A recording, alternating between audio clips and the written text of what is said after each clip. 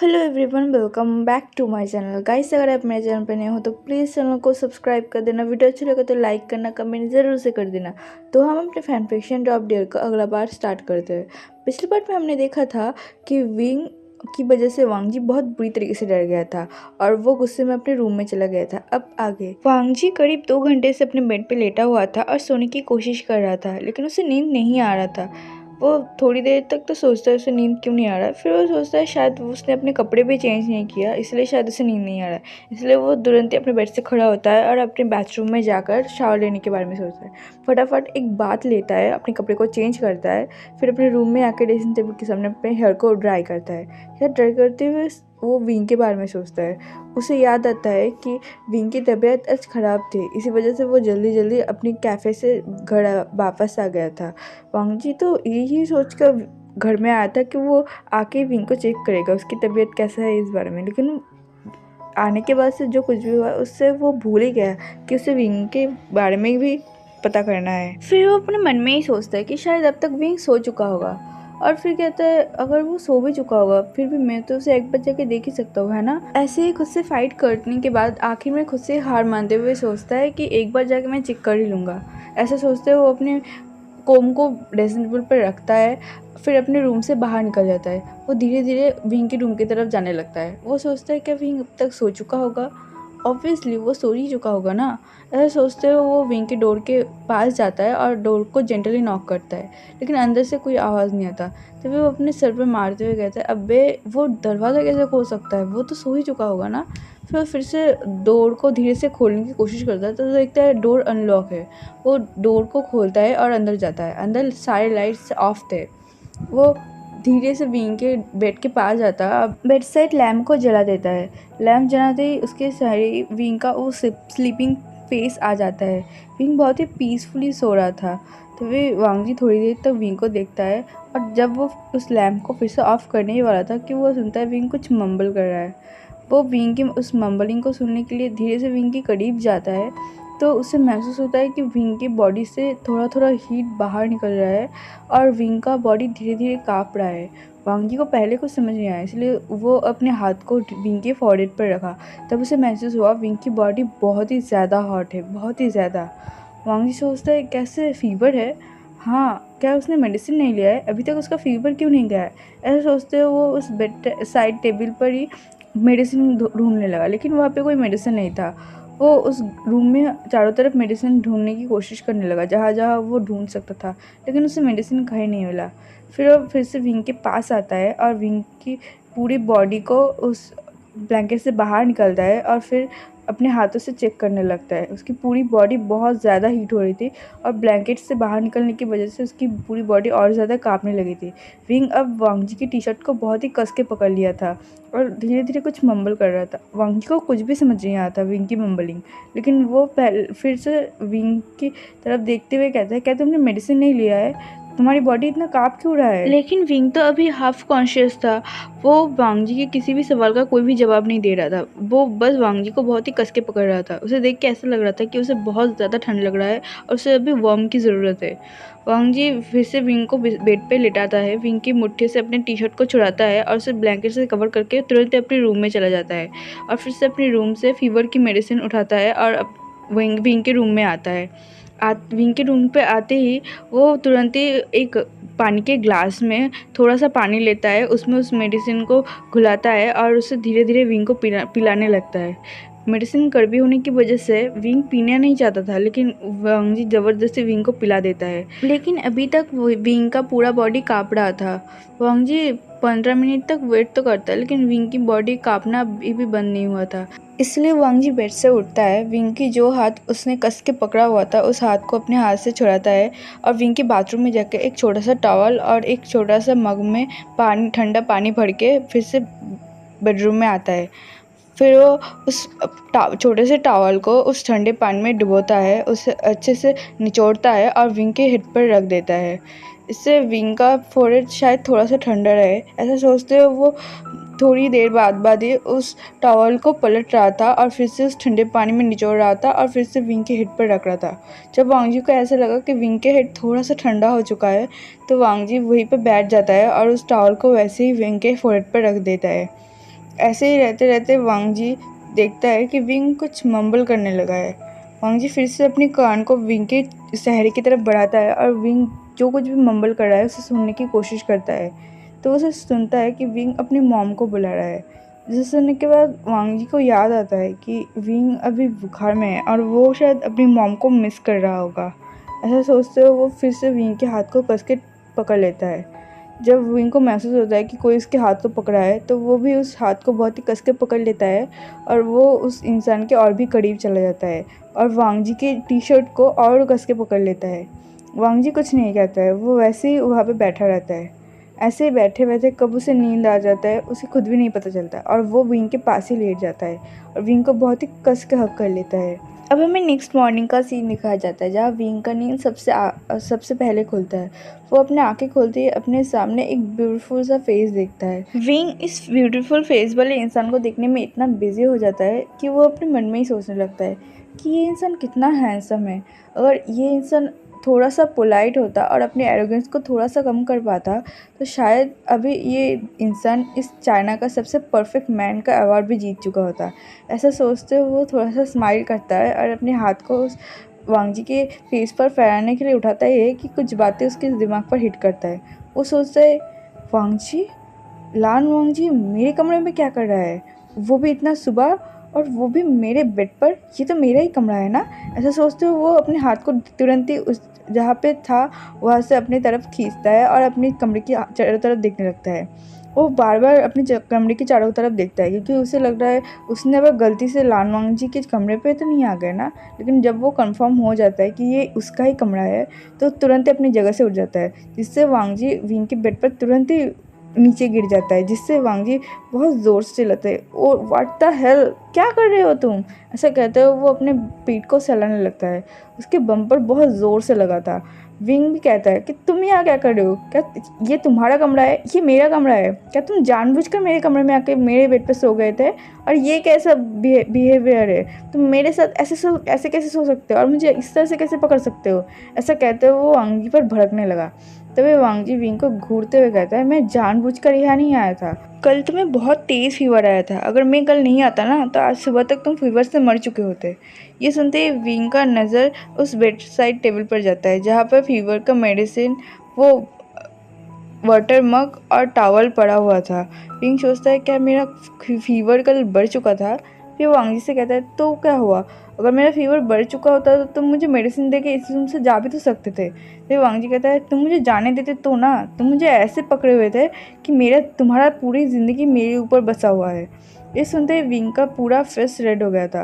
वो कहता है, ऐसा बिल्कुल नहीं हो सकता, मैं तुम्हें कभी नहीं पकड़ सकता। ऐसा कहते हुए वो डिनाई करने लगा। तभी वांग जी विंग को घूरते हुए कहता है, तो तुम्हें लगता है मैं तुम्हारे साथ सुबह सुबह मजाक कर रहा हूँ। मेरा कोई शौक नहीं था तुम्हारे रूम में तुम्हारे साथ सोने के, तुम ही थे जो मुझे पकड़े हुए थे, भलाई का तो कोई ज़माना ही नहीं रहा। ऐसा कहते हुए वो अपनी जगह से खड़ा होता है और अपनी कमर को सहलाने लगता है। वांग जी बहुत ज़्यादा कॉर्नर में सोया हुआ था बेड के। इसकी वजह से विंग की ऐसे अचानक से उठने की वजह से वांग जी बहुत ही ज़ोर से गिरा था। वो अपनी कमर को सहलाते हुए विंग की तरफ ही आ रहा था। तभी विंग कहता है, तुम क्या कर रहे हो। तभी वांग जी विंग को शट अप करके चुप करा देता है और अब उसके फोरहेड पर हाथ रखता है। विंग की फोरहेड अभी थोड़ा सा वर्म था। तभी वांग जी विंग को घूरते हुए कहता है कि आज तुम कहीं नहीं जाओगे, घर में ही अच्छे बच्चे की तरह रहना, नहीं तो मैं तुम्हें इस रूम में लॉक कर दूंगा। ऐसा कहते हुए वो उस रूम से बाहर निकल जाता है। विंग कहता है, क्या दादागिरी है, क्या वो मुझे जानबूझकर यहाँ लॉक कर देगा, मेरी मर्जी, मैं जहाँ चाहूँ वहाँ जाऊँ, उसको क्या। ऐसा कहते हुए वो अपने मन ही मन बड़बड़ाने लगा। तभी वो सोचता है, क्या उसने पूरी रात मेरा ध्यान रखा था, मुझे कितना बुखार आ गया था, बुखार के बाद मैंने कुछ गलत तो कहीं कर दिया ना। उसने कहा मैंने उसे पकड़ा हुआ था, मैंने कुछ और। तभी वो अपने फेस को उस पिलो में दबाते हुए कहते हैं, नो नो नो, मैं कुछ नहीं कर सकता, मुझे लगता है वो बस बहाना बना रहा है। ऐसा हो सकता है कि वो यहाँ पे मेरा ध्यान रखते रखते सो गया होगा, मैंने नहीं उसे पकड़ा। ऐसा कहते हुए खुद को ही दिलासा दिलाने लगा। उस दिन विंग यूनिवर्सिटी तो नहीं गया था, लेकिन वो अपने पार्ट टाइम जॉब पर गया था। वांग जी को जब पता चला था कि विंग अपने पार्ट टाइम जॉब पर गया था, उसे गुस्सा तो आया था, लेकिन उसे पता है कि विंग उसके बाद सीधा मुँह कभी नहीं सुनने वाला। विंग से कुछ कहना और दीवार पर अपने सिर मारना दोनों सेम चीज़ है, इसलिए वो अपने गुस्से को बस शांत करवाने की कोशिश करता है। विंग शायद एक ऐसा लौता इंसान है, इसीलिए वांग जी इतना ज़्यादा अपने गुस्से को कंट्रोल करता है और जिसे इतना ज़्यादा सहता है। अगर विंग की जगह कोई और होता तो अब तक शायद वांग जी उसे खा जाता, लेकिन विंग एक लौता इंसान है जो अभी तक वांग जी के साथ ऐसे बिहेवियर करने के बाद भी ज़िंदा बचा हुआ है। अब हमें 7 दिन बाद का सीन दिखाया जाता है। इन 7 दिनों में सब कुछ नॉर्मल चल रहा था। उस दिन के बाद विंग अपने यूनिवर्सिटी जाता था। वांग जी उसे पिक करने के लिए रोज़ उसके रोड पर खड़ा ज़रूर होता था, लेकिन विंग वांग जी को अवॉइड करके ही चला जाता था, क्योंकि अभी विंग वांग जी के साथ लैंड मिशन तो बिल्कुल नहीं जाना चाहता। इन 7 दिनों में विंग बोचान के थ्रू उस अपार्टमेंट के ओनर से बात भी कर चुका था और उस अपार्टमेंट की सारे टर्म्स और कंडीशन के अनुसार उस अपार्टमेंट की रेंट के पेपर पे साइन भी कर चुका था। अब विंग उस अपार्टमेंट में रह सकता था, इसीलिए वो आज कॉलेज नहीं गया था। वो अपने रूम में बैठ के सब कुछ पैकिंग कर रहा था। उसने अपने अंकल लांचीरन और लांचीरन को सब कुछ बता दिया था, लेकिन वांग जी को इसके बारे में कुछ नहीं पता था। वांग जी जब कॉलेज जाता है तब उसे पता चलता है कि विंग आज कॉलेज नहीं आया है। वांग जी को लगता है शायद विंग का तबीयत थोड़ा ख़राब होगा, इसीलिए वो आज कॉलेज नहीं गया, इसलिए वो ज़्यादा सोचता नहीं है। जब वो शाम को अपने घर वापस जाता है तो वो देखता है विंग घर में भी नहीं है। वांग जी को आज आने में थोड़ा लेट हो गया था, तो उसे लगता है विंग शायद अपने काम पर ही चला गया था। तो वो सोचता है कि वो 10 बजे विंग को पिक करके लैंड मिशन ले आएगा। आज वांग जी ने पूरा दिन विंग को नहीं दिखा था। उसे थोड़ा अजीब तो लग रहा था, लेकिन वो कुछ नहीं कहता है। ऐसे ही 10 बजे जब वो विंग के कैफ़े शॉप के बाहर पहुंचता है तो वो वहाँ देखता है कि विंग अभी तक नहीं आ रहा है। वांग जी को थोड़ा सा अजीब लगता है। वांग जी सोचता है कि विंग का तबीयत फिर से ख़राब हो गया है, जिस वजह से वो फिर से जल्दी जल्दी छुट्टी लेकर इस कैफ़े से चला गया है। ऐसे सोचते हुए वो उस कैफ़े के अंदर जाता है और वहाँ के एक स्टाफ से फिर से विंग के बारे में पूछता है। वो स्टाफ फिर से वांग जी को देख के थोड़ा सा शॉक तो होता है, लेकिन वो फिर से वांग जी को बता देता है कि विंग आज कैफ़े में नहीं आया था। असल में वो आज अपने न्यू अपार्टमेंट में शिफ्ट होने वाला था, इसलिए उसने आज छुट्टी लिया था। ये सुनकर वांग जी थोड़ा सा शॉक होता है। विंग न्यू अपार्टमेंट में शिफ्ट होने वाला था, उसे तो इस बारे में कुछ नहीं पता। वो तुरंत उस कैफ़े से बाहर निकलता है और लैंड मिशन की तरफ चला जाता है। वो अपने दिमाग में ये सोचता है कि विंग क्या कहीं और शिफ्ट हो गया है या फिर वो अपने घर वापस चला गया है। वांग जी को कुछ समझ नहीं आ रहा था, क्योंकि उसे इस बारे में कुछ नहीं पता था। अब हमें लैंड मिशन का सीन दिखाया जाता है। वांग जी तुरंत ही अपनी बाइक को पार्क करता है, भागते हुए अपने ब्रदर के रूम की तरफ जाता है। उसे पता है कि उसके ब्रदर अभी तक सोया नहीं होगा, इसलिए वो तुरंत अपने ब्रदर के रूम की तरफ जाता है और बाहर से उस डोर को नॉक करता है।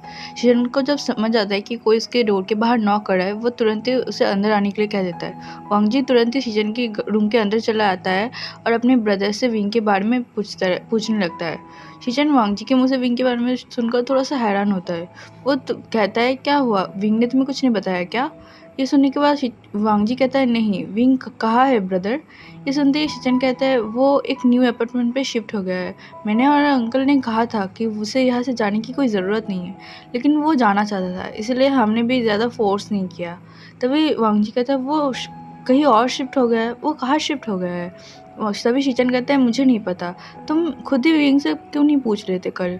तभी शिचन कहता है, क्या विंग ने तुम्हें कुछ नहीं बताया? तभी वांग जी नाम में अपना सिर हिलाता है। तो शिचन कहता है, मुझे लगा तुम दोनों में बहुत अच्छी बॉन्डिंग हो गई होगी।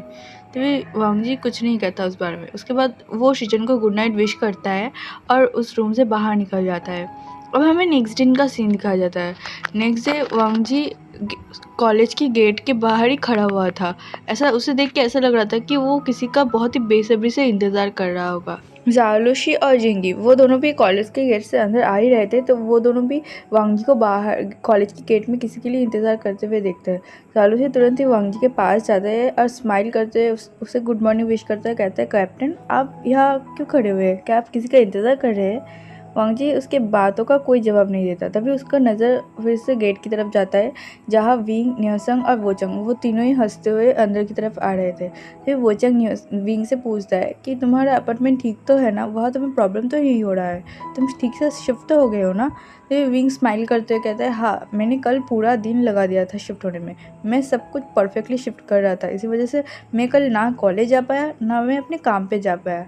वो तीनों बात करते हुए अंदर आ ही रहे थे कि वांग जी ज़ाओलुशी को इग्नोर करते हुए विंग की तरफ जाता है और विंग के हाथ को पकड़ते हुए उसे खींचते हुए कॉलेज के अंदर ले जाता है। वांग जी के ऐसे सडन एक्शन से विंग बहुत ज़्यादा शॉक हो गया था। और विंग नहीं, वहाँ पे मौजूद वोचैंग, न्यूहसंग, ज़ाओलुशी जिंगी और वहाँ पे कुछ स्टूडेंट्स खड़े हुए थे, वो लोग भी शॉक हो गए थे।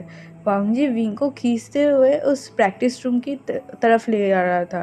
विंग भी बहुत शॉक था। पहले तो वो बहुत ज़्यादा शॉक इतना ज़्यादा शॉक हो गया था कि वो रिएक्ट करना ही भूल गया था। लेकिन जब उसे होश आया तब वो अपने हाथ को छुड़ाते हुए कहता है, लान वांग जी तुम कर क्या रहे हो, मेरे हाथ को छोड़ो, मुझे लग रहा है। ये कहते हुए वो अपने हाथ को छुड़ाने लगा, लेकिन वांग जी उसके हाथ को नहीं छोड़ रहा था। वो खींचते उस प्रैक्टिस रूम में ले जाता है और उस रूम में अटैच वांग जी का एक प्राइवेट रूम है। उस रूम में ले जाके उसे वहाँ पे फेंक देता है। विंग गिरते गिरते बच गया था। वो गुस्से में वांग जी की तरफ देखते हुए कहता है कि लान वांग जी तुम समझते क्या हो मुझे, मैं कोई ट्रॉली नहीं हूँ जो तुम मुझे ऐसे खींचते हुए ले आओगे, मेरे पैर है पहिए नहीं। ये कहते हुए वो गुस्से में वांग जी को घूरने लगा और अपने हाथ को सहलाने लगा। उसके हाथ पर रेड मार्क पड़ गया था। वांग जी ने बहुत ही कस के पकड़ा था। फिर वांग जी उस गेट को बंद करता है और विंग की तरफ घूरते हुए कहता है कि तुम कहाँ चले गए हो और तुम लान मेंशन से बाहर क्यों निकले, तुम्हारी हिम्मत कैसे हुई ऐसे बाहर निकलने की। ये सुनने के बाद विंग थोड़ा सा हैरान होता है। वो कहता है मेरी बाहर निकलने की हिम्मत कैसे हुई, मतलब मैं अपने अपार्टमेंट में गया हूँ, मैं क्या पूरी ज़िंदगी तुम्हारे मेंशन में रहने वाला हूँ। ये सुनते ही वांग जी कहता है, ओह अब तुम्हारी इस लान मेंशन की ज़रूरत ख़त्म हो गई तो तुम यहाँ से निकल गए। हाँ मुझे पता ही था, तुम जैसे लोग ऐसे ही होते हो, तुम भी अपनी मदर की तरह ही हो, है ना। जब तुम्हें हमारी ज़रूरत थी तब तुम हमें यूज़ किया और अब जब तुम्हें हमारी कोई ज़रूरत नहीं है तो हमें थ्रो कर दिया। ये सुनने के बाद विंग को बहुत ज़्यादा गुस्सा आ गया। उसने किसी का यूज़ नहीं किया और किसी का थ्रो भी नहीं किया। विंग गुस्से में कहता है, लान वांग जी तुम्हें पता भी है तुम मुझे क्या बोल रहे हो, क्या तुम पागल हो चुके हो। मैं किसी का यूज़ नहीं किया और ना ही किसी का थ्रो किया हो। मैं जब अपनी पर्सनल रीज़न के कारण से अपने घर से निकल गया था तो तुम्हारे अंकल ही वो इंसान थे जो लान मेंशन लेके आए थे, ना कि मैं तुम्हारे अंकल के पास गया था कि मुझे लान मेंशन ले चले। और इस वजह से मैं तुम्हारे अंकल के ऊपर बहुत ज़्यादा ग्रेटफुल हूँ। और बस तुम्हारे अंकल के लिए नहीं, मैं शिचनगा के लिए भी बहुत ज़्यादा ग्रेटफुल फील करता हूँ। अगर वो लोग नहीं होते तो मैं शायद अभी तक रास्ते में भटक रहा होता। लेकिन वो लोग थे, इस वजह से मुझे एक छत मिला, मुझे एक कंफर्ट जोन मिला। लेकिन तुम, मुझे नहीं पता तुम मुझसे क्यों इतना नफ़रत करते हो कि तुम मुझे ऐसा समझते हो कि मैं किसका यूज़ करूँगा और किसका थ्रो करूँगा। मुझे तो समझ नहीं आ रहा था कि तुमने अचानक से मुझे ऐसा क्यों कहा, लेकिन अब मुझे समझ आ रहा है क्योंकि तुम बस मुझे बातें सुनाना चाहते थे। क्यों क्यों तुम मुझसे इतना नफ़रत करते हो? क्या ये मेरी मदर की वजह से है? मेरी मदर को तो तुम ठीक से जानते तक नहीं हो, तो फिर क्यों क्यों तुम मेरे साथ ऐसा बिहेव करते हो? मुझे नहीं पता तुम मेरे बारे में क्या सोचते हो, लेकिन बिलीव मी लान वांग जी, अगर मैंने वो मेंशन छोड़ा भी है ना, वो सिर्फ तुम्हारी वजह से है, तुम्हारी वजह से है। शायद तुम सोच रहे होंगे ना कि मैं उस मेंशन में रहूँगा और तुम रोज़ रोज़ मुझे बातें सुनाओगे, स्पेशली मेरी मदर को लेकर मुझे बातें सुनाओगे। क्या तुम्हें मज़ा आता है मुझे इस तरह से हर्ट करने में? मैंने तुम्हारा बिगाड़ा क्या है?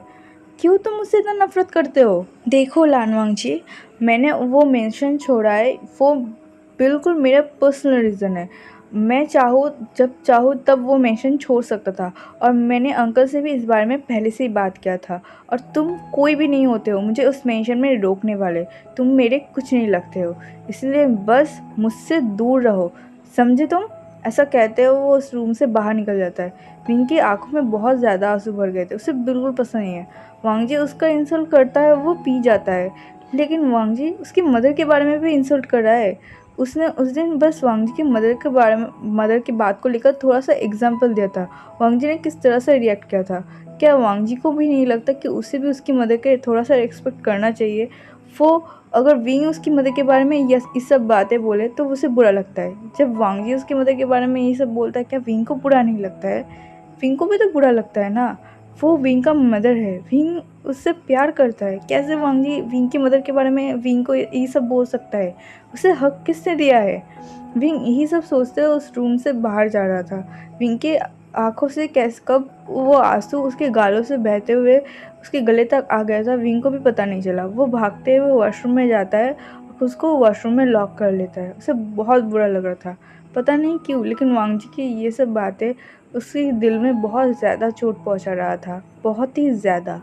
अब हमें वांग जी का सीन दिखाया जाता है, जो अपनी मुट्ठी को बहुत कस के बंद किया हुआ था और अपनी आंखों को भी बंद कर लिया था। उसने भी देखा था कि विंग की आंखों में बहुत ज़्यादा आंसू भर गए थे। शायद विंग अभी थोड़ी देर और यहाँ रुकता तो वो वांग जी के सामने बहुत बुरी तरीके से रो पड़ता। वांग जी अपने मन में ही सोचता है कि मुझे हो क्या जाता है, मैं उसके साथ ऐसा बिहेव क्यों करता हूँ।